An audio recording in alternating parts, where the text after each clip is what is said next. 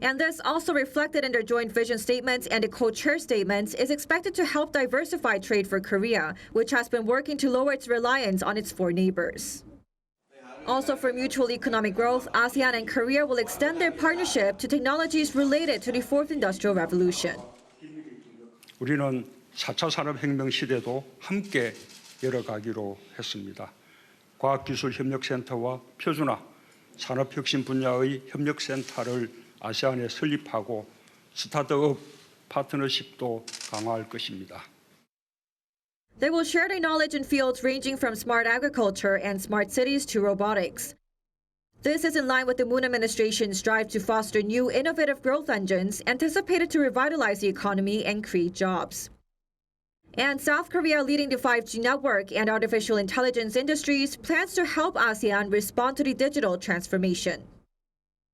Welcoming the significant progress they made in Busan, South Korea and ASEAN will strengthen their economic connectivity, a core part of President Moon's New Southern policy. Amid a growing need for global cooperation, they will buck the trend and build another 30 years of firm ties. Park Hee-jun, Arirang News, Busan.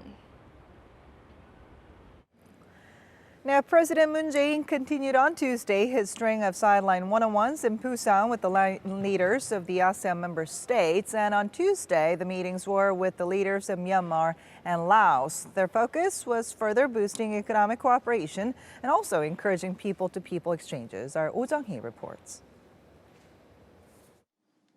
It's the first time the leaders of Myanmar and Laos visited South Korea since their inauguration in 2016. Sitting down with each of them for bilateral summits on the sidelines of the ASEAN-KOREA Commemorative Summit in Busan, President Moon Jae-in welcomed Aung San Suu Kyi of Myanmar and Thongloun Sisoulith of Laos to South Korea. 양국은 지난 정상회담에서 미얀마의 지속가능 발전 계획과 한국의 신남방 정책을 연계하기로 했으며 경제협력 산업단지 건설을 시작으로 다양한 경제협력의 기반을 마련했습니다. 직업교육, 환경, 수산 부분으로 양국의 협력을 더욱 확대하여 우리의 우정이 더욱 굳건해지길 기대합니다.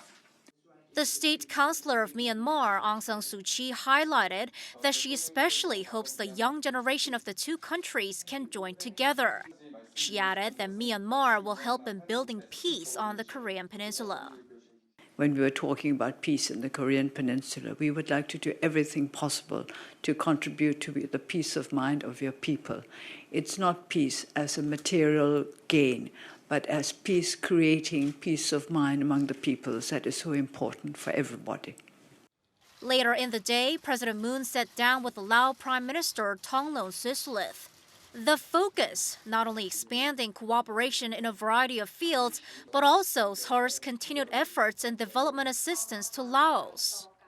양국은 기존의 협력 사업들을 빠르게 실현해 나가면서 농업협력, ICT, 스타트업을 비롯한 미래지향적인 분야로 협력을 넓히고 있습니다. 메콩강변에서 한메콩 비전을 발표하여 더 폭넓은 협력의 계기를 마련할 수 있었던 것을 매우 뜻깊게 생각합니다. During the past 25 years, I'm pleased to say that Korea and Laos have developed our friendship to a great extent. I once again appreciate Korea's development assistance through EDCF for the years 2020 to 2023. Korea promised to help Laos develop into a hub country in Southeast Asia for logistics and transport. Korea and Laos agreed to boost their cooperation in infrastructure, job education, and intellectual property. Oh Jung-hee, Arirang News. Meanwhile, President Moon believes that the Mekong countries are best suited to help and guide North Korea onto the right path. 북한이 비핵화를 통해 세계 속으로 놓은다면 경험을 나누며 가장 잘 도와줄 수 있는 나라도 메콩 국가들입니다. 정상 여러분의 지지와 성원으로 언젠가 남북의 정상이 메콩 정상들과 함께 식사 자리를 가질 수 있게 되길 바랍니다. Speaking at a welcoming dinner with Mekong nations on Tuesday, he asked Cambodia, Laos, Myanmar, Thailand, and Vietnam to support peace efforts. He also credited the ASEAN's role in encouraging the North to come into the international fold and reduce tensions on the Korean Peninsula.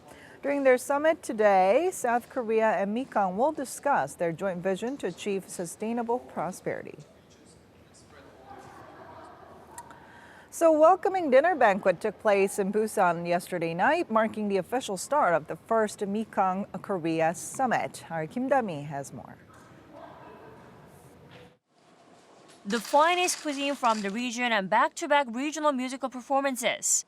Tuesday's night's welcoming dinner banquet in Busan for the Mekong leaders was all about harmony, co-prosperity, and respect.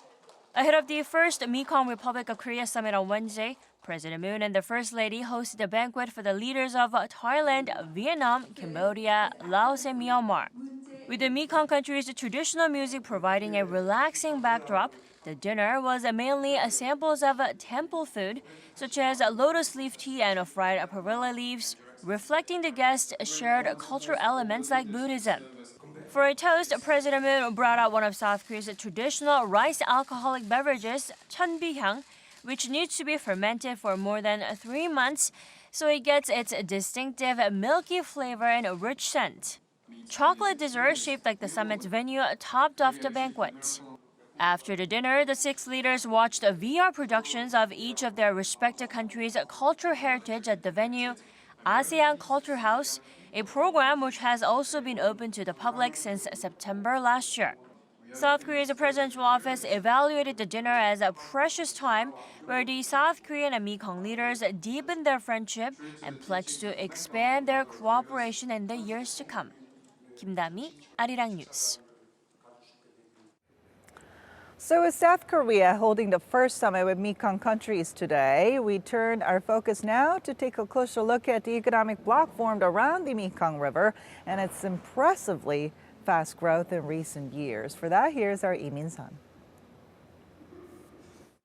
The almost 5,000-kilometer-long Mekong River that runs through the Indochina Peninsula connects 5 ASEAN countries physically and economically. Cambodia, Laos, Myanmar, Thailand, and Vietnam are home to 243 million people, many of whom make a living from fishery and agriculture. The region is largely dependent on resources from the Mekong River. In 2018, those 5 Mekong countries produced over 111 million tons of rice, which accounts for over 15% of the world's total rice production. Even if a large part of their economy is still agro-based economies, but nevertheless, some of the countries of Mekong region have shown a remarkable growth in the manufacturing sectors of their economy. The total GDP for the 5 countries in the Mekong region amounts to $866 billion as of 2018. These regions are also drawing international investors' eyes with a strong economic growth outlook. According to the International Monetary Fund, as of 2018, the economic growth forecast for Cambodia and Vietnam was over 7%, with Laos and Myanmar also expected to grow by over 6%. If you look at the average economic growth rate of the whole world, which is at 3%, and also if you look at the ASEAN, whose annual growth rate on average is 5%, this 7% might be called phenomenal. In addition, the region's abundant natural resources and young labor force also make the Mekong region an attractive emerging market. Thailand's median average age is 38, Vietnam's is just 30, and the average age is even lower at 27 in Myanmar, Cambodia, and Laos. The region has huge development potential in hydropower, timber, mineral resources, and natural gas. The Mekong region also holds geopolitical importance as it borders both India and China, attracting large economic powers such as the US, Japan, and China to build and strengthen ties with the region in an effort to further promote their own Indo-Pacific strategies. Lee Min-sun, Arirang News. To celebrate the ASEAN-KOREA Summit, a Korean food cooking contest was held yesterday in Seoul. The winners of preliminaries from 8 ASEAN countries gathered in the South Korean capital to compete in the final round in their bid for glory. Our Ji-young takes us there. 8 contestants representing 8 ASEAN countries are finally ready to showcase their best cooking skills. These are the finalists of the 2019 ASEAN ROK Korean Food Contest under the theme of rice, a staple food that reflects the cultures of both Korea and ASEAN countries. The contestant from Vietnam chose to make bibimbap because it is healthy and she likes the various colors of vegetables mixed together in a bowl with rice with beef, egg, and a dollop of Korean red pepper paste or gochujang. Meanwhile, the contestant from the Philippines opted to showcase the royal version of Korea's famous street food, tteokbokki. So I made doenjang tteokbokki and int'l. I made it because it is the favorite dishes of my Korean friend, and also I like the story and the history behind each dish. Like for example, doenjang tteokbokki, it is enjoyed by the king before, and also the int'l, it symbolizes the closeness together. So yeah, that's why I made it. After 60 minutes of cooking, the contestants displayed their creations on a table for the final judging. A panel of experts evaluated the Korean cuisine made by the contestants based on 6 criteria, including taste and creativity. After careful consideration, the judges chose the top 3 entries. That's everybody from abroad, and they have their own way to see Korean food. So we try to get the people who make it more traditional and more similar to the Korean taste, but with some little touch. More than 100 people, including chefs and researchers, came to the event to enjoy Korean food. When people enjoy the food of a country, they also get to grasp the country's culture. In that sense, this event will be a key milestone in creating further Korea-ASEAN cooperation and prosperity in the future. With 2019 marking the 30th year anniversary of the establishment of diplomatic relations between Korea and ASEAN, the deputy minister added that he hopes this event will bring the two sides even closer together in the next 30 years to come. Ji-young, Arirang News. South Korea is planning to bring the latest smart technologies like virtual reality and 5G to ASEAN countries as their governments look to deepen cooperation in ICT. Our Oh Soo-young has the story. This virtual reality experience zone in Seoul offers a leap into the future, where people can immerse themselves in experiences and places that are in real life beyond their reach. From car racing to sports and battle games, the booths here run on KT Corporation's latest digital gadgets, and the graphics run seamlessly on its super-fast mobile network. This is just one of the ways that South Korean IT firms are partnering with countries in the ASEAN bloc to build digital infrastructure and also incorporate state-of-the-art technologies into everyday life.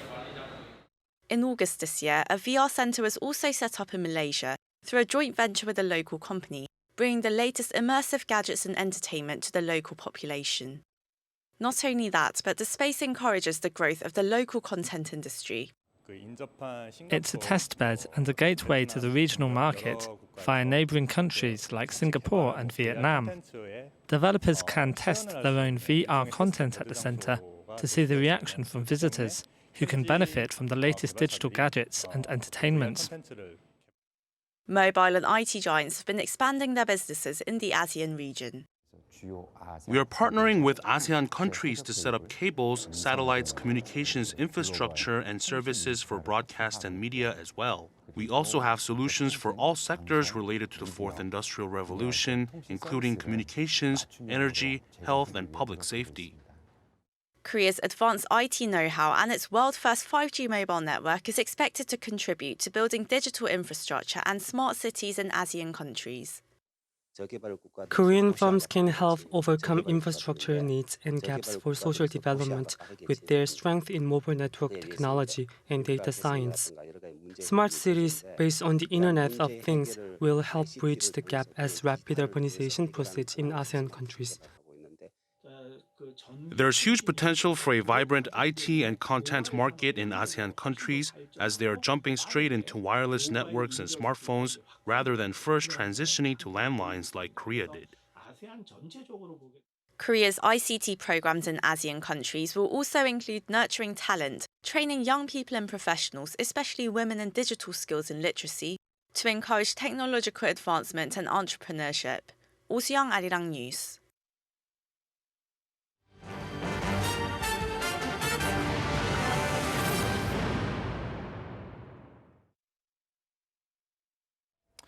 The International Day of Clean Air for Blue Skies has been designated by the United Nations as a day to raise awareness about air pollution around the world and strengthen international cooperation and efforts to create cleaner air for everyone. Now, this idea was first touted by President Moon Jae-in back in September and adopted as a resolution at the UN General Assembly this week. Lee Seung-jae reports. At the UN Climate Action Summit convened by the UN Secretary-General in September, South Korean President Moon Jae-in proposed the designation of an International Day for Blue Skies. Fast forward to Tuesday, and the Second Committee of the UN General Assembly adopted the resolution by consensus. Officially called the International Day of Clean Air for Blue Skies, September 7th will mark a day to raise awareness about air pollution around the world and to strengthen international cooperation and efforts to reduce pollution. It's also the first International Day proposed by South Korea and enacted by the UN, and the first air pollution-related resolution passed by the Second Committee of the UN General Assembly. 22 countries, including South Korea, the US, and Israel, took part in the joint proposal. The resolution emphasizes the significant risk to the environment and human health caused by air pollution worldwide. However, Jo Hyun, the permanent representative of South Korea to the UN, says the resolution is just the beginning and not the end point, adding the true value of the decision depends on what the international community does to solve the issue. Lee Seung-jae, Arirang News. The US and China may be nearing a deal to end their trade war, this according to US President Donald Trump. Speaking at the White House on Tuesday, Trump said Washington was in the final throes of work on a deal that would defuse the 16-month-long trade war. He added that it would be one of the most important deals in trade ever. However, President Trump also underscored Washington's support for pro-democracy protesters in Hong Kong, which observers say could have an impact on relations with Beijing. But Trump reiterated his good relationship with Chinese President Xi Jinping, saying he expected Xi to ensure a positive outcome in Hong Kong. South Korea's consumer sentiment has topped the benchmark 100 for the first time in 7 months on expectations for better economic conditions both inside and outside the country. According to the Bank of Korea on Wednesday, the consumer sentiment index in November climbed 2.3 points on month to 100.9. The central bank pointed to rising optimism for a possible US-China trade deal and a pickup in the local stock market. A reading above 100 means there are more optimists than pessimists. The index fell below the 100 threshold back in May. Finally, taking a look at your markets, Wall Street rose Tuesday after US President Donald Trump and China signaled that trade deal might be getting closer by the day. So let's pull up the figures for you then. The Dow Jones Industrial Average added 0.2% to 28,121. The S&P 500 rose about the same percentage-wise to 3,140. The Nasdaq edged up less than 0.2% to 8,647. South Korean stocks, they had a rather mixed day on Tuesday. It wasn't that bad, though. The benchmark Kospi edged down 0.1% to 2121. The tech-heavy Kosdaq, though, that rose 0.2% to just over 650. On the oil markets, Brent and WTI both rose on Tuesday by 0.2% and 1% respectively.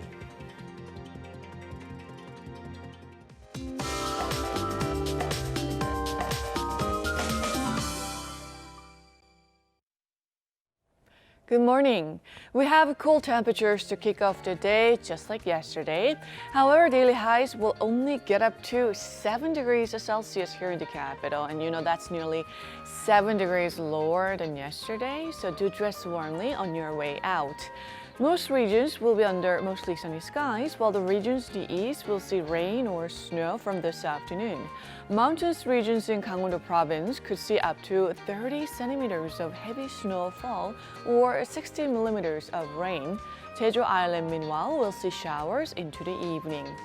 Busan, which is hosting the ASEAN summits, will have a mostly sunny day, but the highs will be a couple notches lower than yesterday. And for a closer look at today's temperatures, Seoul is beginning the day at just 1 degree Celsius this morning, while Daegu are kicking off the day at 5 degrees this morning. Daily highs will only edge up to single digits here in the capital and over in Chuncheon, but as I mentioned, there's plenty of sunshine to go around.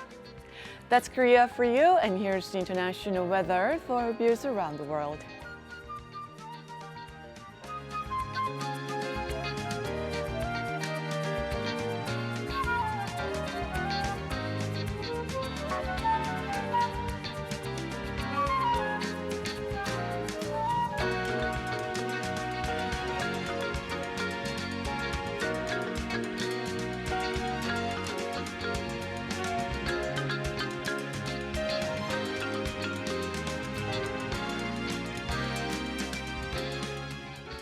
Well, that's where we're going to leave the news and weather for now on this Wednesday morning here in Seoul. We'll be back live later this morning to continue our coverage of the ASEAN-KOREA Commemorative Summit in Busan. So until then, goodbye.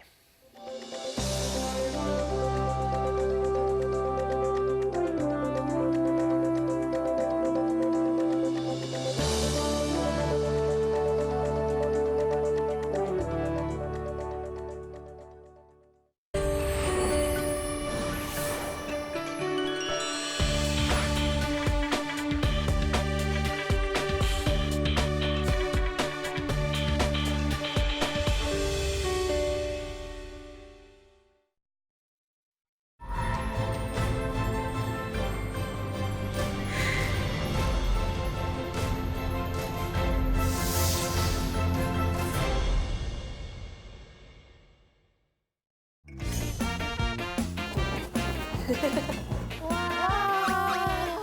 Yahoo! Yahoo! It's 360-degree glass. You can see it like this.